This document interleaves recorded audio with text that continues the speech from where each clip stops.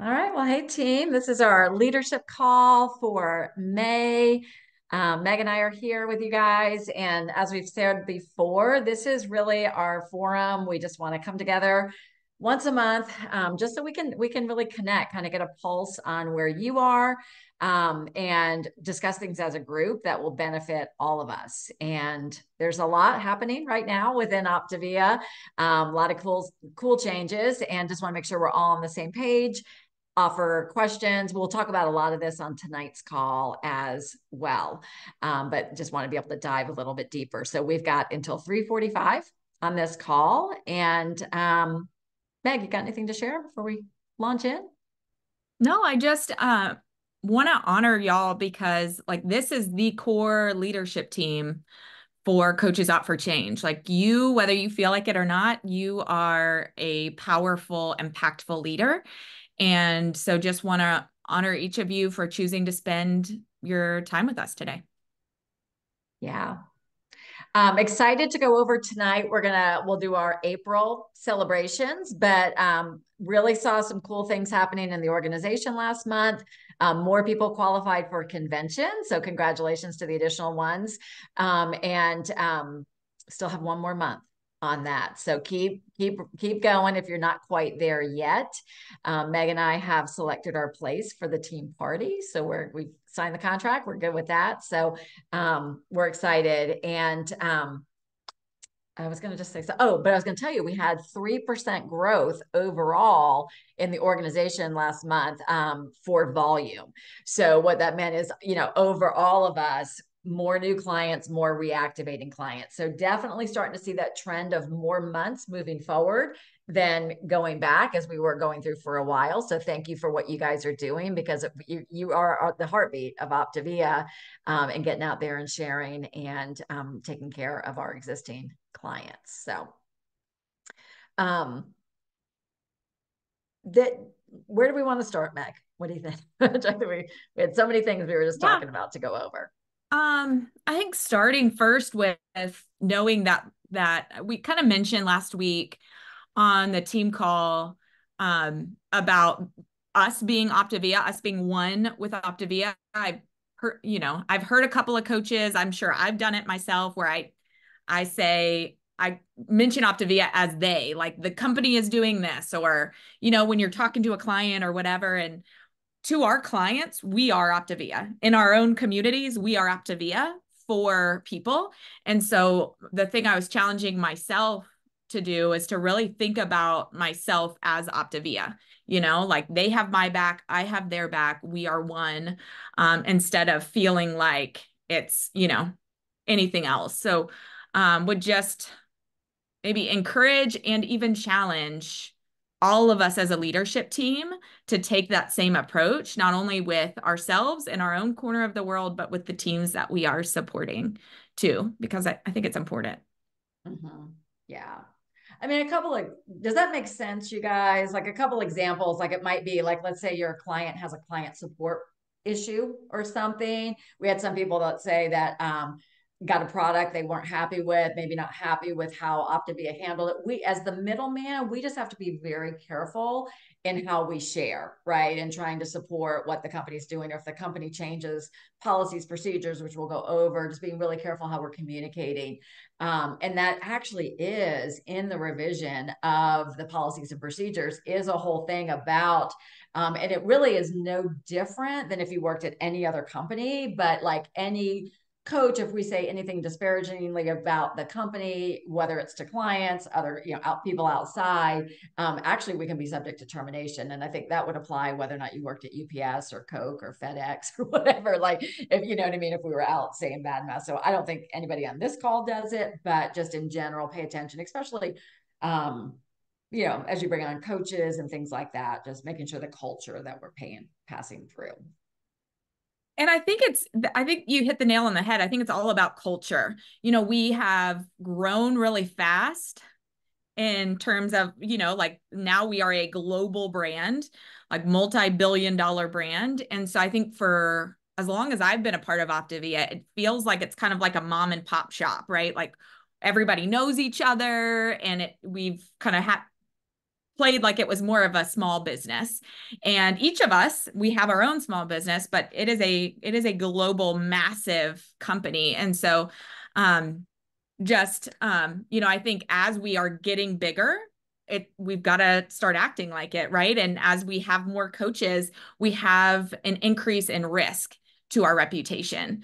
So, we do want to continue our culture of transparency and being a safe place. And so certainly this is a safe place to come.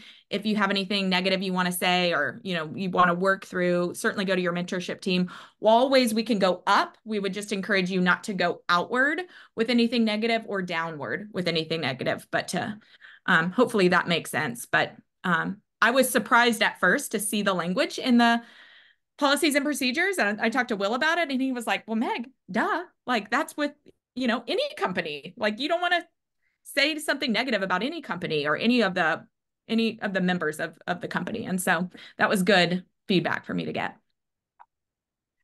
And I love what you just said, Meg. But we want you guys to know that, like, it doesn't mean that we're like, nope, that's the way it is. Nope, yeah, 100%, just get over it. Except, like, as we've talked about in prior calls, change, all of that, right? There is an adoption period with change, right? Till you move to acceptance. Sometimes things are going to be changed. So we don't want to, like, the door is open for communication. So that's the biggest message that we want to convey is with that. So Shauna, you're asking about changes. So there are changes to the policies and procedures, and it really is our responsibility as independent contractors that we go through those. Like, you know what I mean? Like, we are each responsible. We are all learning. Like, we're going to, do our best for interpretation. When we learn something, we'll pass the information back through. But who got the email from Optavia with the changes? Most of us. Okay. And they did. Meg, do you have it? We had the thing pulled up with what?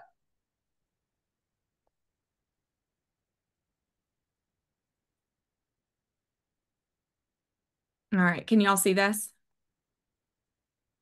Yeah, I don't know if you can make it a little bit bigger or not, Meg. Is that good? Maybe under view options, maybe at the top, maybe it will let you go, or individually we can make it bigger. Oh, is it not everyone's screen? Like big? I was just going to try to get it bigger. Did it go bigger for people? I just changed it, or did it just go bigger? It got bigger when she increased it. Okay. Yeah. So a lot of this we have gone over already, right? The change to the leads pool, right? That we know that that's the associate director or whatever. With that, the big thing in that one, you guys, is the new training module is available for the GLP-1s, for the medically supported weight loss. So that module is mandatory. That is in the language. That is mandatory for us to take that. If you want to work with people who are on medically supported weight loss, that is part of your responsibility, is to do that. And if you want to be part of the leads pool. And so we have until June 1st to complete it. And Gina, I think you said you took it, right? Did you? No, I haven't taken it yet. I got the email for that as well, but I haven't taken it yet. Oh, okay. Linda Papa Young has taken it. And Lucy, do you have anything to share with us, Lucy, about it? Yeah, I liked how simple and easy it was. It's pretty straightforward. It doesn't take a long time, honestly, to do it at all. You can do it, honestly, in less than an hour. I really like one of the things that we could not see, like if you didn't have the BMI of over 27 with medical issues, or if you were over 30, you couldn't see the other side of what happens. You get to see that now. And so I like that to make it clearer. And it does sound like there's going to be other modules so that it go deeper in depth to a deeper dive into some of the other nuances of the partnership. And I also, even just from you guys saying here, it just sounds like it, they will be sending people to us, because I was reading through the policy and procedures today. It's a lot out there, but in terms of the test too, taking that module, we have to, again, even for the policy and procedures, we have to make sure that we're only sharing certain things, and we have to make sure that we're not crossing the line to give medical advice. We're sticking to the coaching. So it was good to see that in the training, but also reiterated in the policy and procedures what our role is, just to protect ourselves. Good. Thanks for pointing that out, Lucy. And do you know, Jennifer just asked the question, like, when we used to do the former certification process, you could stop and start the test if you didn't have an hour to do it all. Did you notice if it looked like you could stop and start or resume? Yeah, you can. It doesn't, it's not like a timed thing where you have to, once you start something, it's 5 sections. And once you go at your own pace, it's at the bottom. Once you do things, it's hit continue. And then as you go along the way, they have kind of check your knowledge type things before the test at the end. Okay, good, good. But Shawnee, you had a situation where you had a question about how to advise someone, and then Linda was able to regurgitate what she had learned in the training that was like the specific information. So that's really cool. So I think that we've all been kind of like, I don't know what to do, but it's what's just going to require on our own end is just diving into it more so that we know exactly what to do. And there was some good information in Coach Answers too for that. That's where I Yeah. went. I just want to clarify that the list that's in the email, those are the things that were changed, right? Because I've read the policies and procedures several times, and I thought I don't have to go back through and maybe not recognize what's been changed. So is that list all of the things that changes were made to? So I can go to each one of those and see? I mean, I think that that's what they highlighted for Okay. us. So I think that would be the priority. So because Yeah. a couple of coaches asked some questions, they were like, "Has this changed?" And it's like, "No, that was in there before." So, but yeah, those are definitely the areas that. So I think that's probably the majority of it. Yeah. Okay. But there were some things, Meg, right? Didn't you see some other things? Yeah. There were more things, in my opinion, that have been changed. And some of them that I didn't realize had already been there. So it was good for me to go back. I haven't read all of it just yet, but it really was good for me to go through it. Yeah. I have to agree, because I never read the whole thing.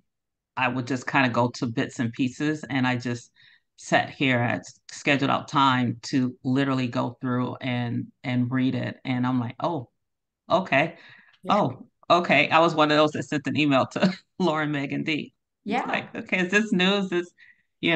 So it's a, I should know this, but it is a good practice to not take our business for granted and think that we know, because we can kind of get focused on just how do we get new clients? How do we bring on new coaches? And we don't look at the business side of things, behind the scenes, the legal side of things. And I think that that's important too now. Well, I know that it's important, but it was an eye opener that I took it for granted. So. Yeah. I appreciate that, Lucy. And your questions I thought were really good, and they helped me learn more. So we love those kinds of questions. And I think one of the things I'm realizing is all of these policies and procedures, they're out there to protect us, right? Protect the company, protect us, the royal we that we're talking about. So that was helpful. Kelly, it looks like you might have a question. Was just wondering if on the lifestyle program, it's under certifications. Is it something that are we going to earn a certification with it, or is it just a process that once we've taken that, then the system checks off that we've done that course, and then they will send people to us, maybe that didn't come to us individually, that come to Optavia? How does that work? Right. So they're like, just like now, like the current leads program is, or until this month was, you had to be executive director, you had to have 6,000 in volume. So it goes through a screening process. So your completion of that module in the back, again, they're going to be they have a grace period during the month of May, but after June 1st, it will look to see that you've completed that module as one of the requirements before you would have the leads thing. Now, the other thing would be if you had, let's say somebody came to you on, medically supported weight loss on their own, or you sent them to LifeMD. If you're going to start working with people and giving, coaching advice around it in the policies and procedures, it does say that you need to have completed that module. So that's just something as a personal liability risk of yourself, just to make sure, But it's not a certification specifically. No, there's called education. Okay. Yeah. Okay. I think because they don't want us to go out saying like we're certified in medically supported weight loss, because it's just an internal certification. Okay. Yeah. Jennifer. Yeah, I've heard a couple times alluded today, and then we talked about it on Time for You about the amount of money that Optavia is putting into the advertising to drive the leads, which is one of the reasons they want us to be certified, not certified, whatever the term is on this GLP-1. Educated. Thank you. Are they, I'm sure they are, but do you, Meg or Dee, or do any of us is there going to be any information about like how many leads they're actually pushing out? Like how much traffic is this really driving? I just want to know, we've talked about it like it's real exciting. And again, we're talking just within our internal group. It could be really exciting, but it could be really disappointing too if you think you're going to get all these leads. So what's the data drive? Like, is there data yet around that? So as we hear of data, we will certainly share it with you. I'll say just me personally, I got a lead last week and I might cry. Like, this client is the most high quality client I have ever. She was a lead through one of those ads. She is on day 2. Her husband's about to order. They lost 5 pounds their first day. Like, it's changing their lives. I never would have gotten to know this client outside of the Facebook ads. So can't speak to that happening all the time to everyone, but that really fired me up for the quality of people that are coming from the Leads program. So for what it's worth, they're out there. So I was really excited about it. I'm sorry, quick question. You're mentioning Facebook ads. Are the ads I haven't seen any of them. Are they primarily focused toward the GLP medicated, assisted weight loss piece of Optavia, or is it a general Optavia ad? I think I believe, and I have not seen everything, there will be different types of ads for our different markets, from the active lifestyle to the after, making health second nature, and for medically supported weight loss. And ultimately, I think the agreement is that LifeMD will start pushing leads to us as well for people that are contacting them directly without an affiliation to us. But I can guarantee you, Jennifer, the company is watching the bottom line. And so they are going to be looking at ROIs. I think that's what you're probably getting at, is they're going to look at ROI for the company in terms of what they're investing versus what the return is. And then, it'll be as much as they share in the team transformation calls with us as well. None of us should rest on our laurels that we're going to get a lot of leads. I think anything we get is a bonus, but I wouldn't be depending my business on it. Even at my level, I wouldn't. For the org, yeah.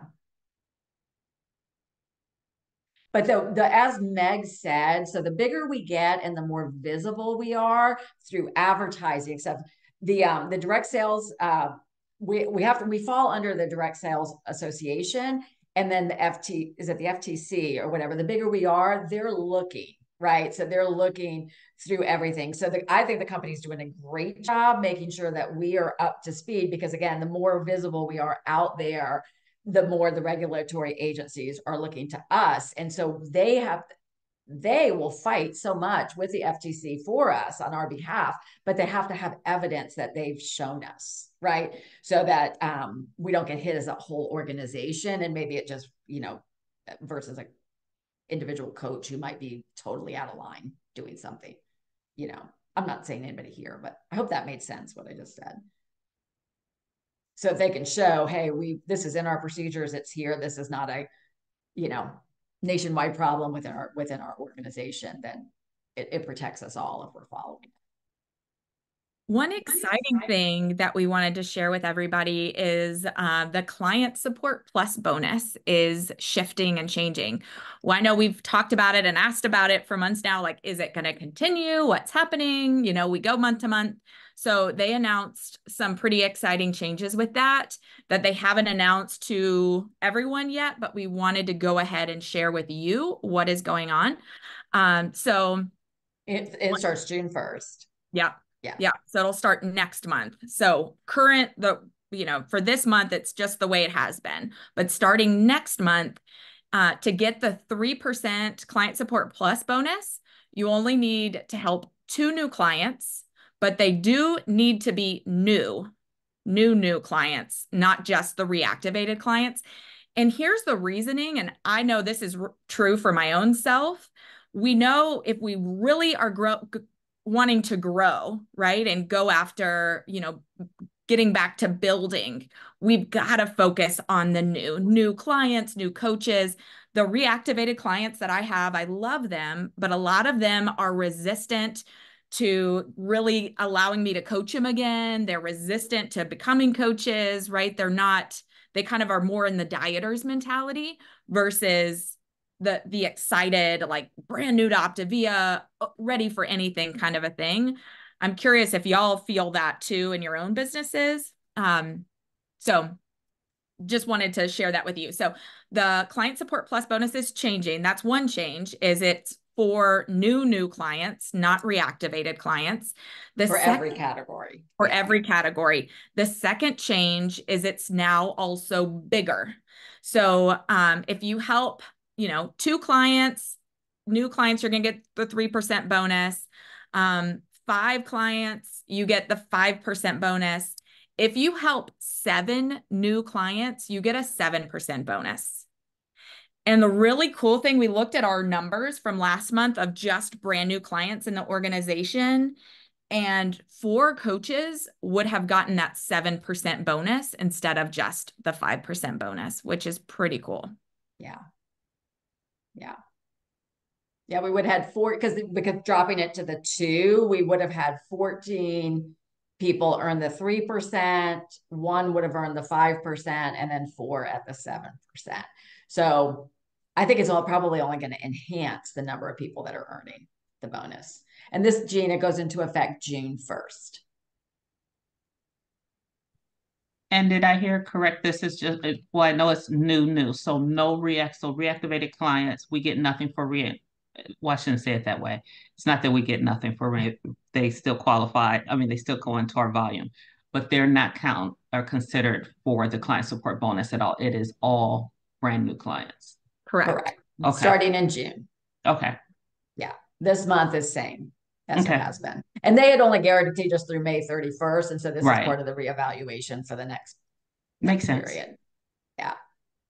And wanted to just show this slide for all of those of you that are visual people, just so you can take a screen grab of that.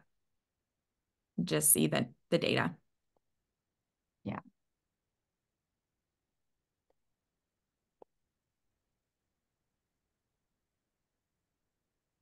All right. I'm excited about the 7%. Yeah, that's a hefty bonus. Yeah. 7%. Yeah. So I don't know who's dove in, and if you want to raise questions around the plan, a couple of things that we saw that were notable that we kind of wanted to point out is minors on the program. So let's say you have a teenager, 15, 16 years old. The actual account needs to be in their parent or guardian's name, effective immediately. So if you have a child or whatever, it goes in the parents. The account with Optavia goes in the parent's name who is above age 18 with that. There is a lot of language in there around like compensation plan manipulation, making sure that we are ordering under our business coach, right? And not creating accounts like under the dog of the name of your dog or cat, or putting orders through to reach ranks or these bonuses. That is one thing that is highly scrutinized. And so just be careful. I mean, again, probably not in this group doing it, but it's strong enough and it happens enough that is in the policies, and it always has been, but it's even clarified even more further with that. Jennifer. Okay, you have an 18, because this is happening in our house right now. I have an 18-year-old that's about to move out. He drinks the whey protein. We order it for him. But when he lives at a different address, can he sign up because he's not in our house? Because he needs to have it shipped to his college, not to me. Yeah, I think so. He's 18, right? So I he think is already 18, but if he signed up now, he'd fall under our the household rule. And you can still have, it has the language in there. He can still be in your household and order. You can have a client under your, a child under, as your client in your household. That's one of the exceptions. Okay, so you can have your child, but now if your child's under 18, they have to be under your name. But as long as they're 18, they can stay under your house. Right. Okay. Yeah. Right. Okay, thank you. Can I share something? Yeah. One of the things that was an eye-opener for me, it talks about if you have, even under that manipulation, it kind of falls under the same umbrella. So I had, I became a coach. My husband was a client. Then my husband became a co-applicant. And I didn't realize this until reading the verbiage and the policies and procedures. Once he became a co-applicant, he can no longer order under his account anymore as a client, because the company sees that as manipulation. So so we can't use, I have to order because we're one entity, one business. So I don't know if anyone has that situation where it's husband and wife that is business co-owners. Whoever had the account first, that's where your orders have to come for, even if it's joint. Like we order enough for, well, my husband never needs to lose weight, but he likes some of the fueling. So we have to combine and have one order. I will place that order under my account. His account basically has to go dormant.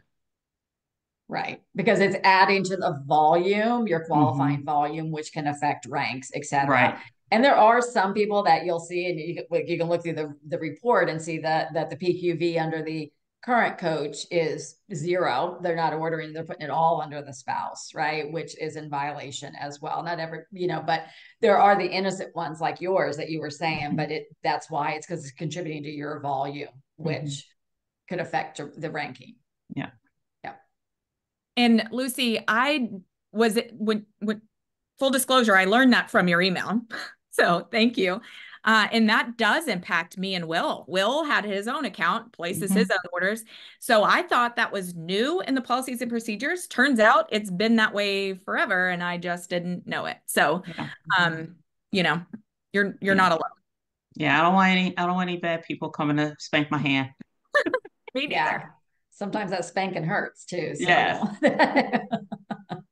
It's something you have to educate your new coaches on too, because they feel like once they have their husband or their whatever as a client, a lot of times you'll see their orders just stop and they're placing their order. And so we, if we sign up a new client, we just go over all that right up front, and this is, you practice with integrity, and you're always a client of your coach, so you always place your orders.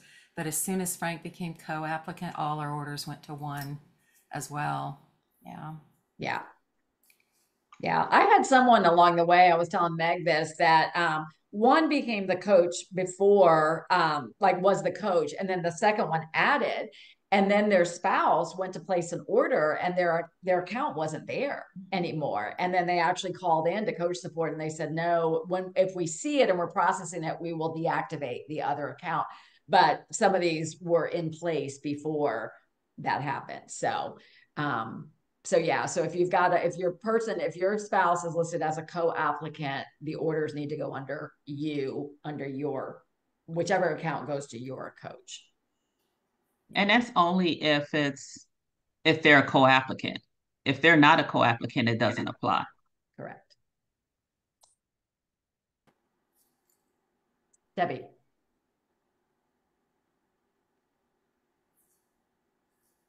And we can talk about co-applicants and why you would want your spouse on there too, if anybody has any questions about that. Okay, cool. Hey, so I'm sorry, I'm on my phone and I'm not doing well with the whole raising my hand thing. Okay, there it goes. Two questions. One is I did not get the email that talks about the change in policies and procedures, and I just checked my spam folder. It's just not there. So I guess I could call coach support about that. And two, I qualified like last month. I was like, oh yeah, I qualified for convention, and I did not get an email from Optavia saying, okay, you qualified and here's what to do now. So I just wanted to, I guess, follow up with you and ask you to advise me, but I think I just answered my own question. Yeah, with the actual email, you may want to, on the compliance stuff, contact coach support on that to make sure that they've got the correct email address, et cetera. I'm guessing it's going to be in the coach e-blast today as well, which comes out Monday. Okay. Mondays at around 6 o'clock. The convention thing, I don't know that they've sent that email. They just closed out the month on Friday. So it'll show in your back office if you've qualified, like that will be checked off, but they may not have sent the email yet that gives you the link to register. But I would call coach support on it. Okay. Yeah, okay, thanks.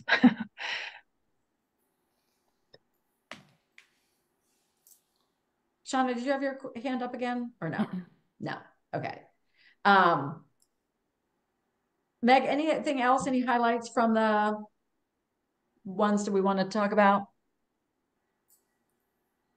One thing that I don't know, Facebook ads, they don't recommend anybody or allow anybody to create Facebook ads and start paying for those until you're at global director or above.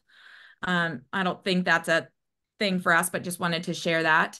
They were very specific about protecting the privacy of our clients. So we are no longer, like we know to protect the privacy of our clients, right? But we're supposed to shred all credit card information, not throw it in the trash, which might be common sense, but thought it, should be said because it's not something we've really had training on before. So protecting the privacy of your clients, not using third-party email software. Like, I used to use Constant Contact. That's no longer allowed. They want all email communications going through Optavia Share. Protection of trade secrets, right? Like if we hear of any trade secrets or if there are materials at convention or whatever, we're not supposed to share those broadly, which, again, kind of common sense, but to Lucy's point, it's good to have everything written out. Brene Brown says, clear is kind. So I do appreciate that they are being so clear with us. Yeah. There's also some really strong language. And I think we know just the way the economy's been and the nature of our business, that a lot of individuals have taken on other businesses. Some were already involved in other businesses. So there's direct selling businesses, there's other similar businesses, and then there's ones that are totally unrelated. But there are guidelines for all of those categories in terms of what we can and can't do on our own personal or our own Facebook pages. If you say the word Optavia, what you can and can't say about another kind of business. If you're in a public setting, not having both businesses represented like on your table or whatever. But it is really clear, right, around that. So I would, if you have or have thought about doing something else, just making sure that you follow the guidelines on that.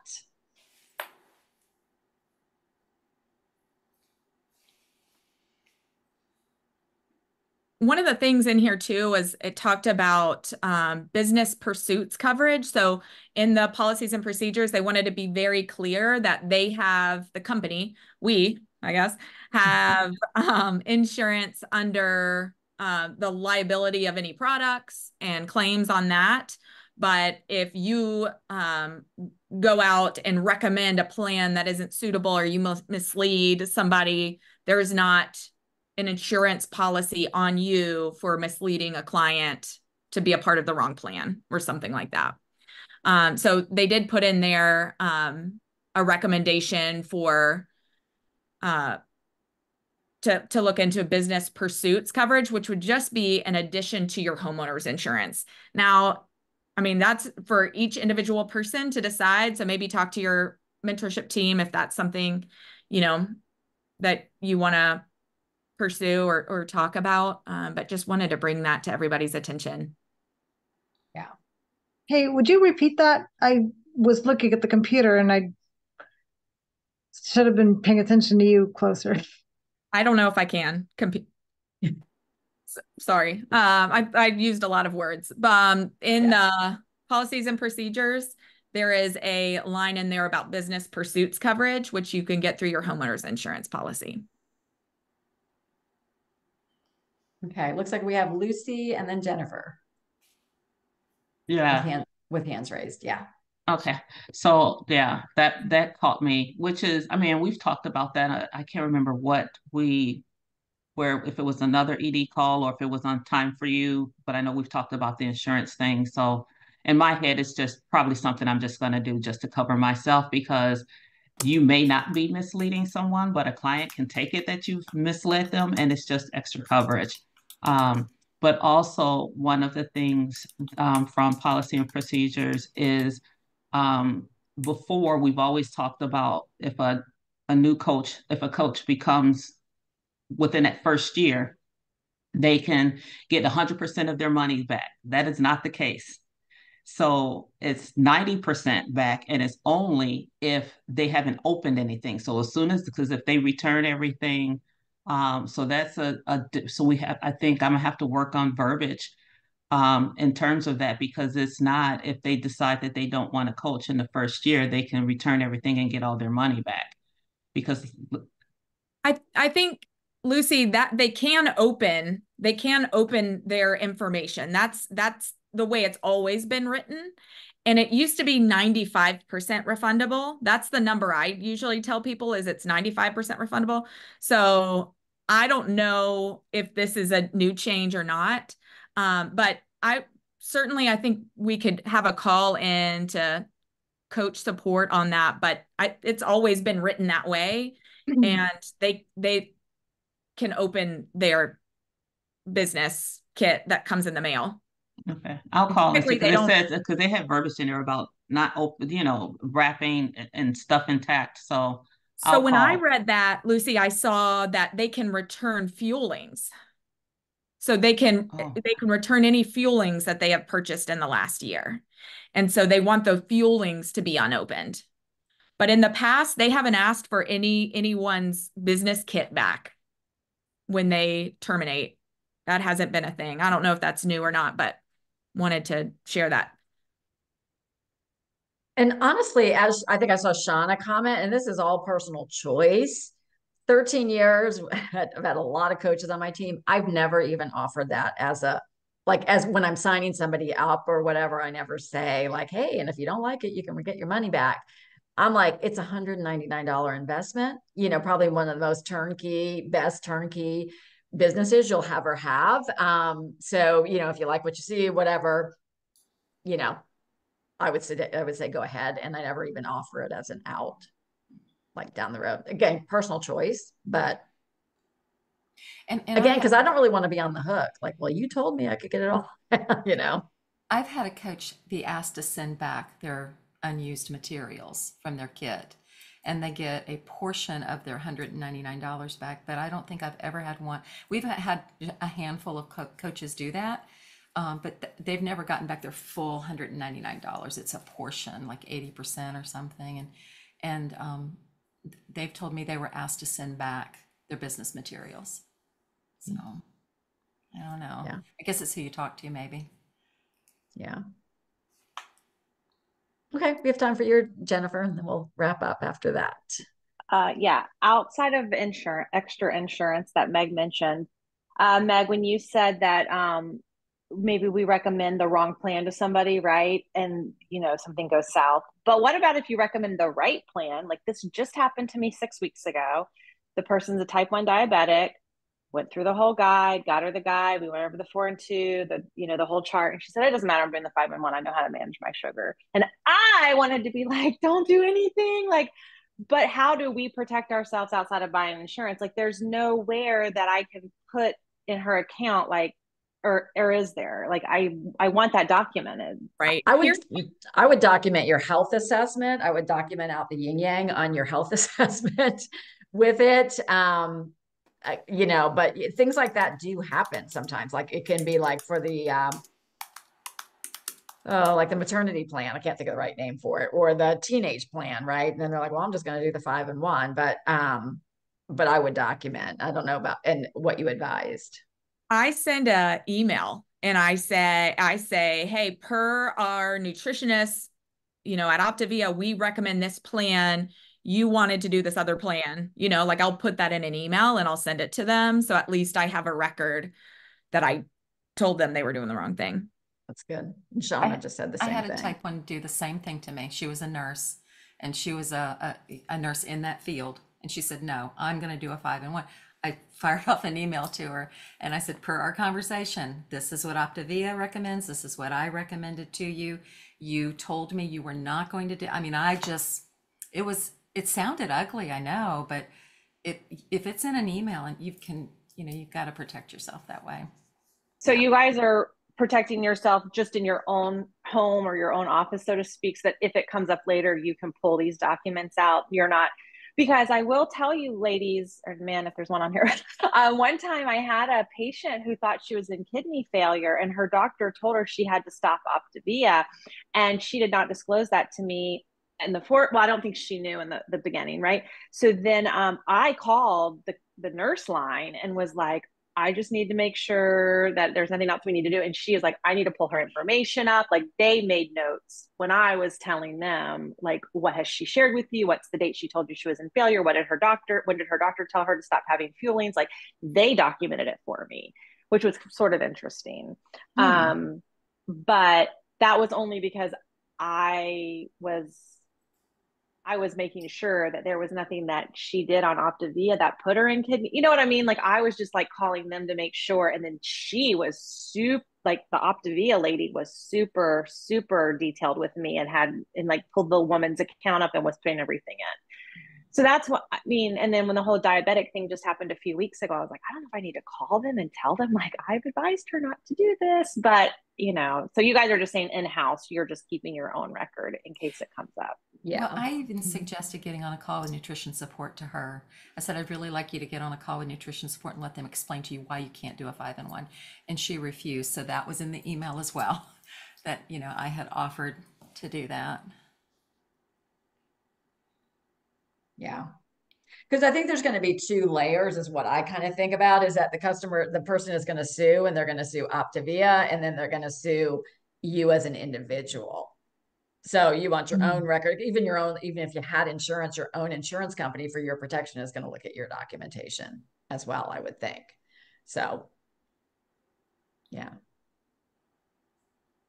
And check to see if having an LLC, I know that we've been told by an accountant that it at least it'll keep them from going everywhere else.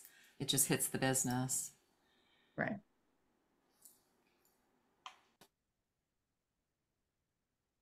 Well, we are at 3:46. It is a lot to digest. So I think the big takeaways would be